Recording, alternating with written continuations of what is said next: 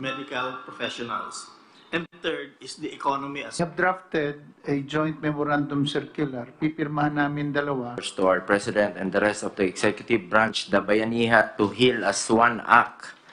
Care needs to solve the health problem and defeat the virus at shortage. And that is why we are the 5,000 to 8,000 that will be given. Like providing logistics, getting logistics. It has been a week since we called for a community quarantine and in its enhanced form in Metro Manila and various parts of the zone. We in government continue to respond to the public needs, mobilize resources, and oversee developments. We are also addressing the COVID-19 pandemic challenges confronting our nation. First, let me reiterate my sincerest gratitude to all our courageous frontliners in this war, especially our healthcare workers, our doctors, nurses, medical technologists, and all other allied health professionals. Maraming salamat. Asahan niyo ang suporta ng inyong gobyerno. I am saddened by the news that the virus has claimed the lives of our doctors along the way. Lahat po sila ay bayani, and not only that, talagang bumilib ako. Bihira akong sumasaludo ng tao. Pero pa yung mga doktor natin, mga health workers na nadisgrasya, talagang saludo ako sa inyo. Wala na kayo dito sa mundong ito, pero gano'n na lang ang pagtingin ko sa inyo.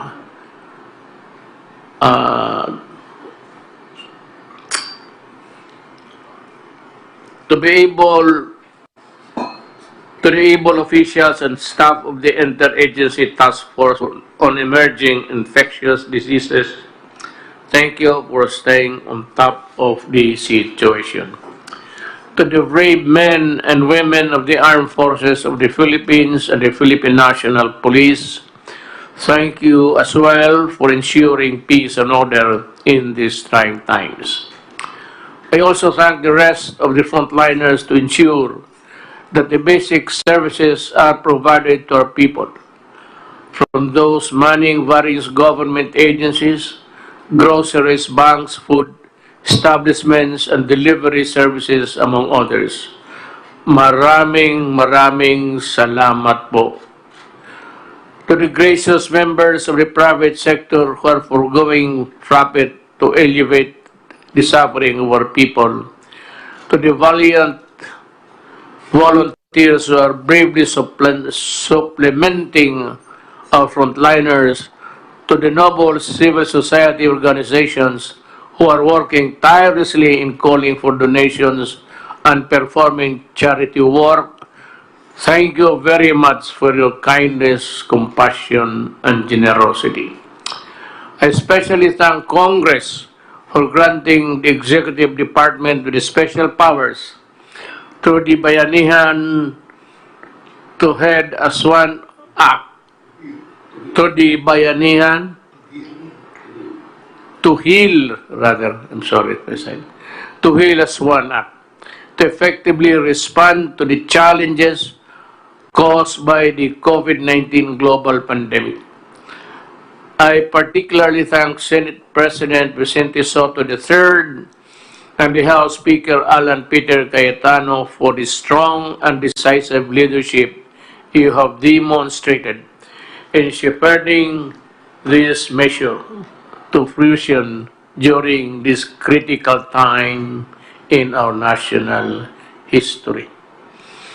To the members of both houses of Congress who sponsored and voted for this measure, I express my sincerest gratitude to all of you for granting our most urgent requests. Finally, the Executive Department can decide, and act freely for the best interest of the Filipino people during this health crisis.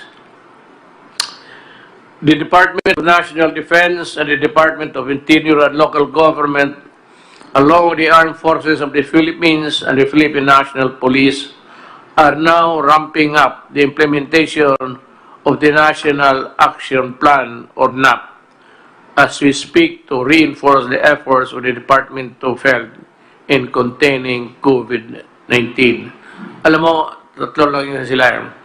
Department of National Defense, Department of Health, Department of yung kay Rolly, DSWD, and the DILG. One of the most important departments that are now in action.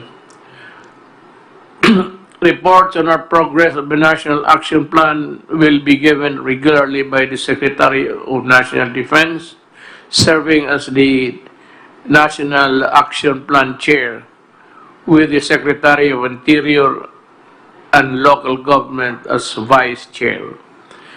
To the Filipino people, rest assured that your entire government is working hand in hand to safeguard your health, safety, and well-being in the face of threat posed by COVID-19.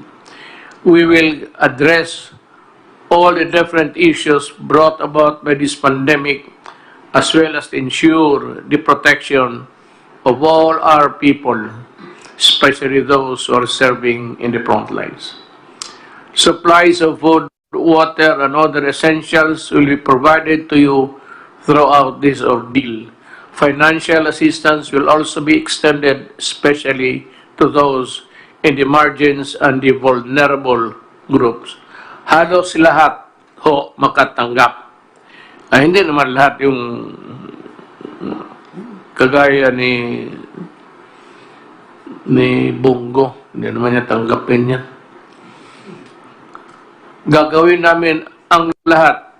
Hindi namin kayo pababayan. I now call on every Filipino to participate in this war by following the guidelines and set the national government and your local officials. Nothing is more important than your cooperation. I repeat, stay home, huwag matigas ang ulo. The outcome of this war depends largely on you as well. I also call on relevant agencies to ensure the speedy delivery of basic medical supplies and equipments to health facilities. From the approval, importation, and the delivery, everything must go smoothly to make sure that we do not waste time. Alam mo, isang bagay talaga na alam ng lahat is itong padili-dali, pataman-tamaran. Kailangan pagpasok ng papel, process mo kagad, ilinya mo you line up the tables where the paper should go, one after the other, para madali. Cut red tapes. I do not want red tapes. I do not want so many questions. Pagka sinertify ng isang government employee, I said, do not commit the mistake and we will all be happy and comfortable. Huwag ninyong, kung gusto ninyong magloko, huwag ninyo itong panahon na ito. To my fellow public servants, let us set aside our differences and work in solidarity to overcome this pandemic. We only have one common enemy, and that is COVID-19. Our transparency, integrity, accountability, and responsiveness are needed, and I expect all of you to exercise all these in safeguarding our fellow Filipinos. As President, I assure the public that the government will be on top of this situation at all times. We will not leave anyone behind. Sabay-sabay natin labanan ang COVID-19 para sa kabutihan ng lahat. I ask the entire country for your patience, understanding, and utmost cooperation. With your support, I am confident that we will emerge triumphant. Nothing is more formidable and resilient than the Filipino spirit. Matindi ang kalaban, but we will not surrender. Hindi tayo susuko, tayo ay lalaban. Yes, things will not be easy. And we Filipinos are tough.